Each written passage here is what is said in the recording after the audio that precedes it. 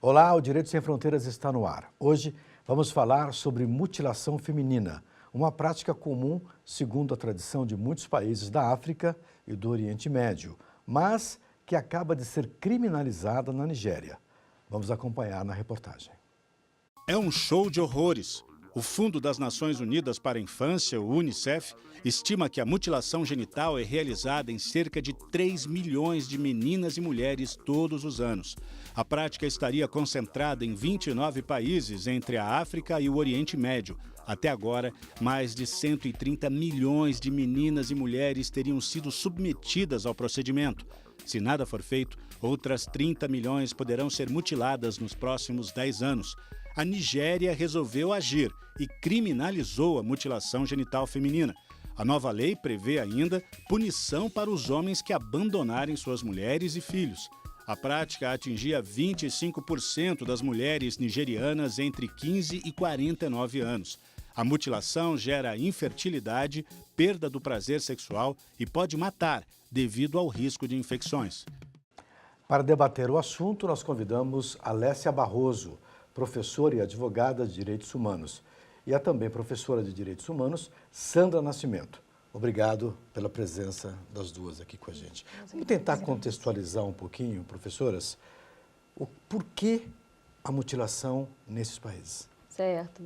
A mutilação genital feminina, ela é praticada em algumas culturas, como na África e na Ásia. É um procedimento extremamente invasivo para a mulher. É feita, por razões culturais em algumas tribos, em alguns países que seguem a religião islâmica. Essa prática ela pode ser feita em crianças, até 5 anos, e também em mulheres de 49 anos. O que se julga por trás dessa prática é até que ponto a cultura se sobrepõe à condição feminina. Porque os países que adotam a mutilação genital feminina o fazem por razões de superstição, por razões de mito ou por algum fundamento exacerbado de religião. Perfeito. A senhora quer acrescentar alguma coisa? Sim, a questão religiosa é um dos principais componentes, que leva a essa prática da mutilação genital feminina. E são leituras e interpretações feitas em relação à questão do Corão, quando envolvendo aí a religiosidade do mundo islâmico, mas que, como qualquer elemento de ordem religiosa, tem o componente moral e de controle, principalmente de controle sobre o corpo das mulheres. E isso, em relação à questão da sexualidade, é um dos principais fundamentos. Não que exista no Corão expressamente uma determinação de que possa, por exemplo, no mundo islâmico se deve fazer a mutilação, mas entende-se, fazem interpretações de que é recomendável. Então, como é uma dimensão de crença, isso é internalizado dentro da perspectiva do sobrenatural e incorporado na mentalidade de muitos povos. Então, o grande desafio é promover a transformação dessas mentalidades em relação ao resultado que provoca, considerado como de tortura e de grave violação de direitos humanos, que a questão religiosa ou a questão cultural não poderia se sobrepor. Há uma discussão sobre isso em relação a aspectos da antropologia, não é? A sobreposição, vamos dizer assim, de uma cultura ocidental em relação a outras culturas. Aquilo que vale para a cultura africana, de repente não vale para a cultura ocidental e vice-versa. Como é que a gente pode sair desse dilema tendo uma visão, digamos, humanista na perspectiva de ocidentais? Eu acho que esse é o ponto. Nós estamos falando de uma violação de direitos humanos. Então, no campo da universalidade, não é permitido que uma cultura seja justificada pela adoção de um Estado interno para promover a violação, sobretudo em se tratando da mutilação genital feminina, em que as mulheres sequer têm o poder de escolha. A gente está falando de crianças, sobretudo. Então, a comunidade internacional tem adotado, a ONU, por exemplo, declara o dia 6 de fevereiro como dia de tolerância zero contra a mutilação genital feminina. A Convenção de Istambul, pelo Conselho Europeu, orienta para que essa prática seja tomada como uma prática de ordem criminal. Então, a violação de direitos humanos aqui é o ponto. Não posso sobrepor um caráter cultural acima daquilo que é proteção integral, né, ao ser humano. Perfeito. Mas vale também, se me permite, vale também fazer uma seguinte consideração. Pode-se chegar a um equívoco de pensar que há uma imposição de uma perspectiva do mundo ocidental em relação ao mundo oriental nesse aspecto. No entanto, a perspectiva de cultura ela é respeitada. O que tem que se ponderar é em que medida uma prática, né, fundada na justificativa de cultura ou de crença religiosa impacta a vida, impacta a integridade física e psíquica de meninas e mulheres em qualquer lugar que elas estejam, independente das distinções de continente ou das distinções das práticas culturais. Então, a discussão ela gira muito em torno não da sobreposição cultural ou da hegemonização cultural.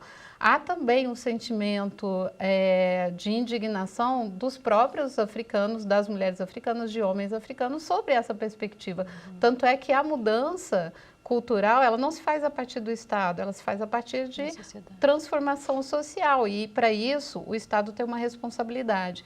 É bom ressaltar que na segunda Conferência Mundial de Direitos Humanos, que ocorreu em 1993, em Viena, produziu-se um documento importante, que é a Declaração e Programa de Ação de Viena, em que o elemento de tratar os direitos humanos de forma global e essa perspectiva da universalidade não pode eliminar o respeito à cultura de cada povo. No entanto, impõe-se ao Estado, aos governos, a tarefa de promover mudanças internas que possam levar à transformação social das práticas culturais violadoras de direitos humanos.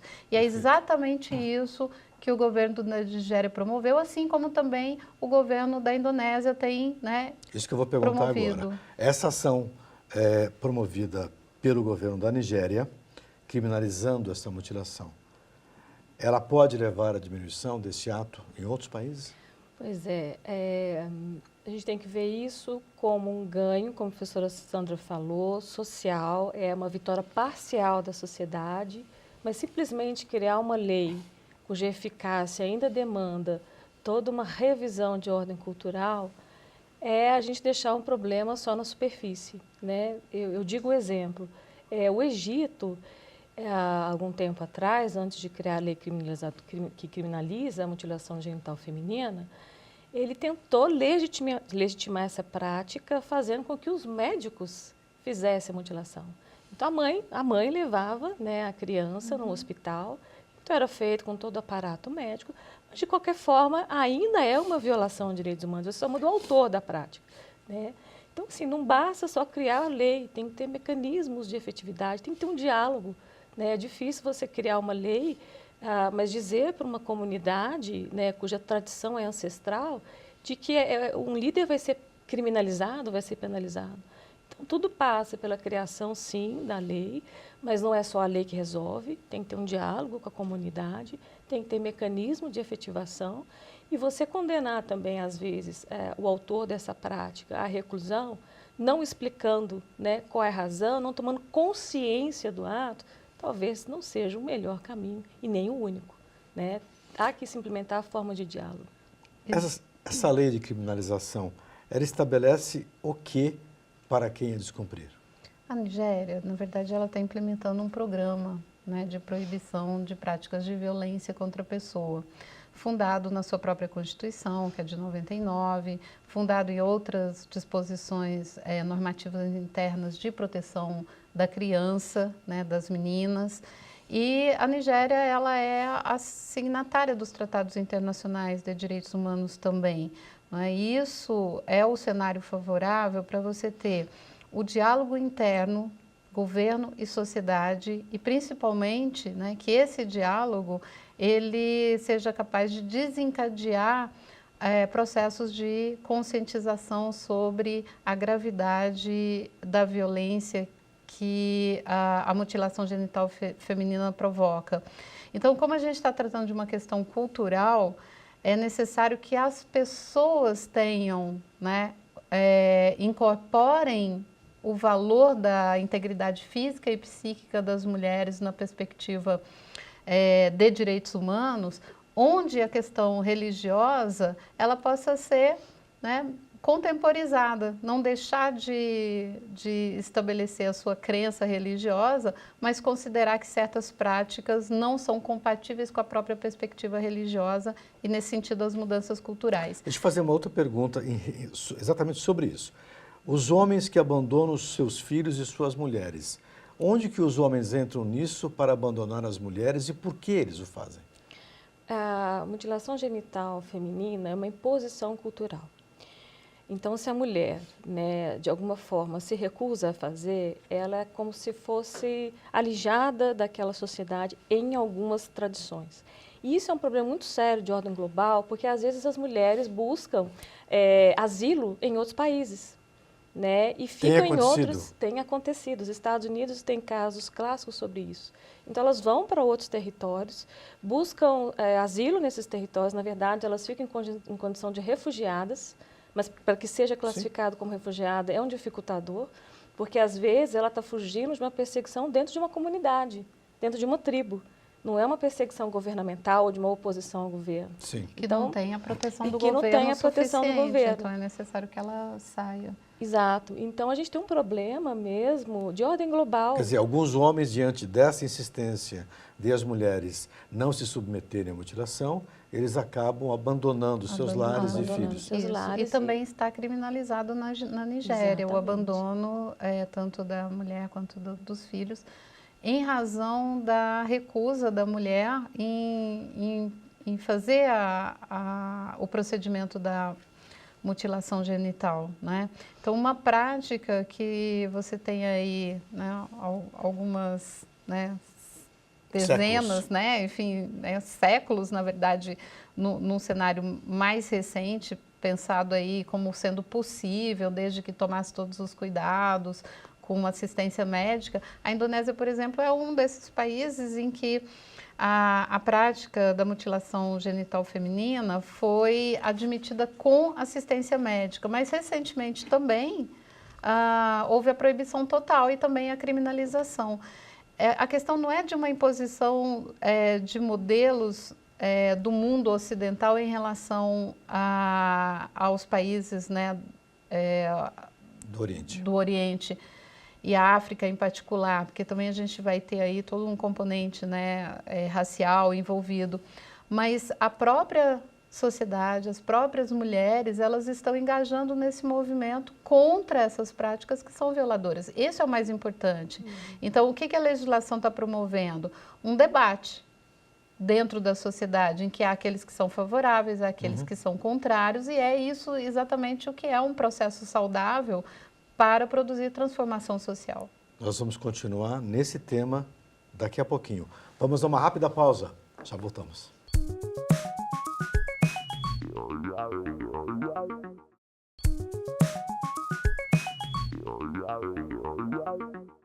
Estamos de volta com Direitos Sem Fronteiras. Hoje falamos sobre mutilação feminina.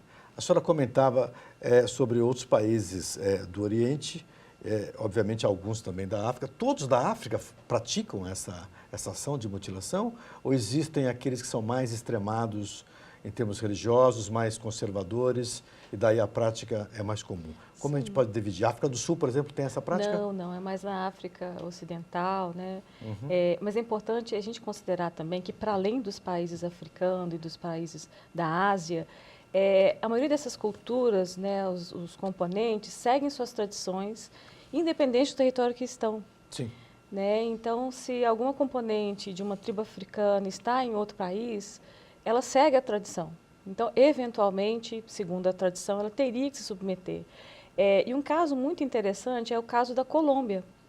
A Colômbia é um país próximo aqui a nós, ao nosso irmão, e a Colômbia, na lei que prevê o feminicídio, né, uma das causas de agravamento da pena, se a mutilação genital feminina leva ao óbito, né, é classificado como um feminicídio. Mas na Colômbia também existe mutilação feminina? Eu não sabia Algumas disso. pessoas, em termos de deslocamento, que venham para a Colômbia e se submetem à lei colombiana, né, e que, eventualmente, seguindo as tradições, for realizar em território colombiano, vai ser classificado, né, se caso vier a óbito, como feminicídio.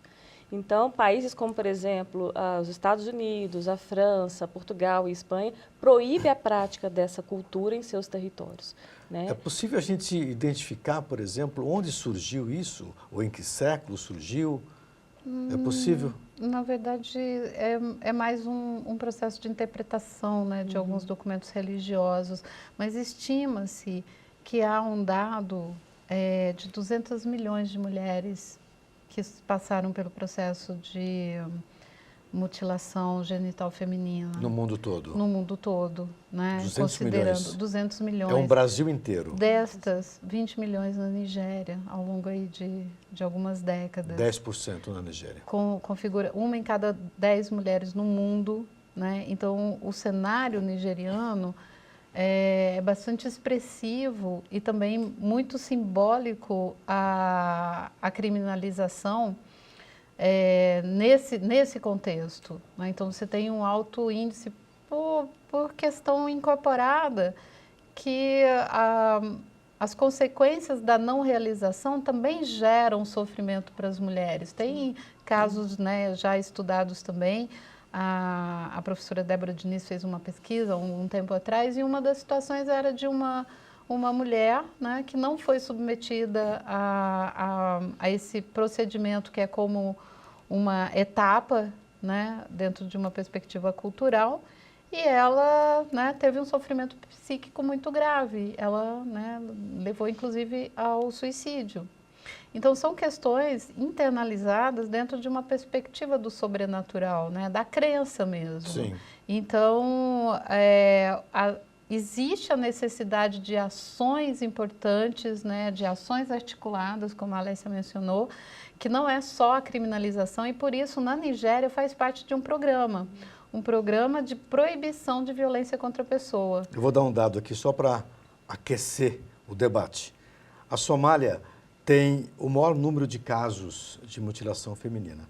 98% das mulheres entre 15 e 49 anos já foram mutiladas, segundo um estudo da Unicef, chamado Female Genital Mutilation Cutting, Statistical Overview and Exploration of the Dynamics of Change. Um nome longo em inglês, mas que na verdade é uma estatística relevante, publicada pelo Unicef em 2013, e eu queria saber como é que nós podemos analisar a Somália como sendo campeã. 98% das mulheres, repetindo, entre 15 e 49 anos já foram mutiladas. O que podemos dizer sobre isso? É uma tragédia isso, Uma né? tragédia. É uma tragédia. É um dado alarmante e mostra o quanto que nós temos ainda que caminhar, né, em prol da proteção dos direitos humanos, sobretudo dos direitos das mulheres. Esses países, como a professora Sandra falou, normalmente não adotam uma política pública própria, né, para a comunidade como um todo, para a criança, para a mulher, para o idoso. São falhas internas mesmo de política pública. E por quê? É claro, esses países passam por um processo precário de desenvolvimento, associado a questões muito radicais de ordem religiosa e de tradição, né? Então, não dá para a gente encontrar uma justificativa racional para essa prática, a não ser pensando em ordens mesmo, como a professora Sandra disse, místicas ou sobrenaturais. Eu penso também que a gente não pode deixar de lado nesse debate de análise da questão da mutilação genital feminina, que é a dimensão do patriarcado, né? Da sobreposição de superioridade masculina, de controle sobre o corpo das mulheres, de controle sobre a mulher, controle da sexualidade, e que em outros países vão tendo outras, né, práticas que não são referenciadas como uma mutilação, mas faz parte de um cenário, eu quero de fazer uma controle do pergunta corpo. bem em cima disso que a senhora está dizendo, a questão do patriarcado. A mutilação, ela é feita só por homens em mulheres ou algumas mulheres também praticam o ato? Sim. Em outras mulheres? Sim, Sim. sim. Algumas mães Algumas determinam mães? a prática nas Parteiras filhas. E isso é um dado interessante. No século XIX, em alguns países da Europa, havia tratamentos para distúrbios psicológicos, né, pautado na excisão feminina. Então, essa prática era incorporada a tratamentos, imagina isso. Né? Pseudo-tratamentos, Na verdade, é verdade, para algumas patologias mesmo de ordem psicológica. Então, a gente está falando de algo que está associado, sim. Que coisa absurda. Né? Associado, sim, a uma tradição, a uma cultura de ordem religiosa, mas também a uma tradição, como a professora Sandra falou, pautado na ideia do patriarcado.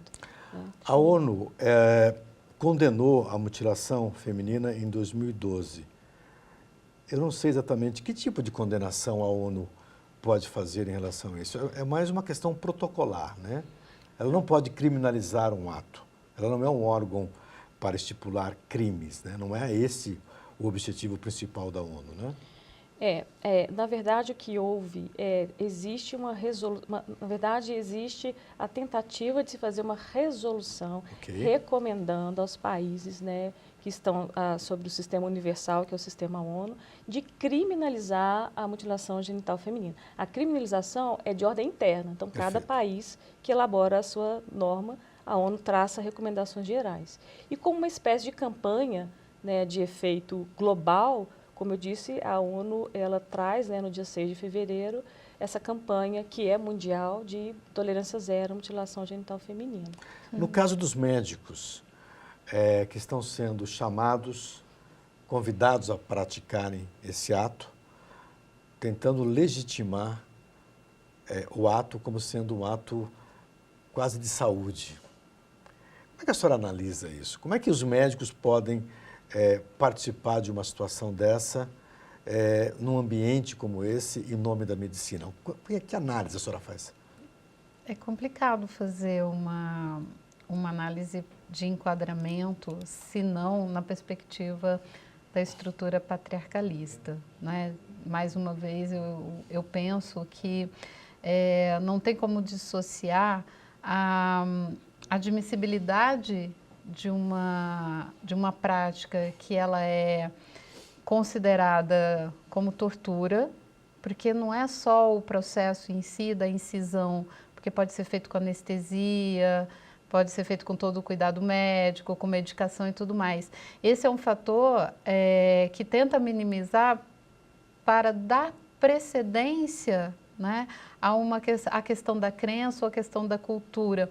Mas a gente não pode deixar de lado a voz das mulheres ou a voz das vítimas, né, nesse longo processo, de dizer não, mas um não da qual elas, individualizadamente, não têm a proteção para garantir o seu não. Se o Estado, como a gente menciona aqui, e isso é importante, se você não tem onde buscar proteção para garantir que a sua voz seja ouvida em dizer não, não quero me submeter, e mesmo ainda, porque a questão é em relação à proteção da criança. Então, você tem um sistema jurídico desses países que eles estão voltados para a proteção da criança. Então, admitir, ou seja, o sistema jurídico não admite violência contra a criança.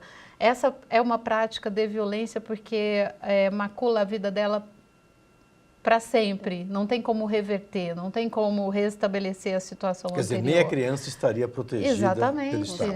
Eu quero fazer uma outra pergunta em cima disso, que é o seguinte, se um médico vai praticar esse ato de mutilação, eu imagino que nem todo mundo na África, ou nesses países da Ásia, possam ter acesso a um médico com higiene, com todos os cuidados de profilaxia, sanitários, para que isso seja realizado com, digamos, com pouca margem de risco. E as tribos? Como isso acontece nas tribos? As tribos normalmente são as próprias mulheres que fazem com meios muito rudimentares, com instrumentos... Aquelas imagens que nós vimos no vídeo... Mostram bastante isso, porque ali parece que é uma situação tribal, as mulheres estão pintadas... E olha que interessante, assim, é um ritual em massa. né? É o que a professora Sandra falou, o abalo não é só de uma violência física, é psicológica, né? Às vezes a criança é levada para aquele ritual sem saber o que se vai passar por ali e pode ser marcado para o resto da vida em relação a essa prática, né? Então é um ritual, mas um ritual cuja a marca pode ser para o resto da vida, né? A questão é pensar o seguinte, e se a mulher, né, quiser fazer? Né? Isso é uma questão, o grande problema é esse, a criminalização ela vai alcançar quem pratica. Sim. Né? Então, mesmo com a criminalização, em outros países em que não tinha criminalização, mas era proibido, então já tinha proibição. Na própria Nigéria já tinha uma proibição, né? No entanto, não era criminalizada. Mesmo com a proibição, a prática continuava. Porque a questão toda, né, o grande desafio é considerar a dimensão também da vontade de uma mulher que escolha, quer né? passar por aquele procedimento como uma perspectiva ritualística e de crença. E deve ser e, grande ao mesmo também esse tempo, movimento. Sim, Por sim. ser forte o apelo cultural, Sim. esse enquadramento cultural, Sim. eu imagino que muitas mulheres até queiram passar por isso. Mas aí que está a questão, é o direito de escolha, Sim. né? Não é impor um valor cultural. Esse é Sim. um dos pontos. Esse é um né? dos pontos que se No deve entanto, analisar. não se tem mais tolerância sobre. Então, é necessário que essas próprias mulheres, em idade de poder decidir sobre isso, elas estejam bem informadas, Exatamente. esclarecidas sobre o que significa essa prática dentro do contexto social e cultural em que ela vive. Perfeito. Infelizmente, chegamos ao final do programa. Passou rápido, né? Passou Eu agradeço rápido. muito a participação de vocês duas. Muito obrigado. E agradeço também a você que nos acompanhou. Para assistir a nossa programação, entre no site da TV Justiça. Acesse também o nosso canal no YouTube, TV Justiça Oficial. O nosso e-mail é direitosemfronteiras@stf.jus.br. Um abraço e até a próxima.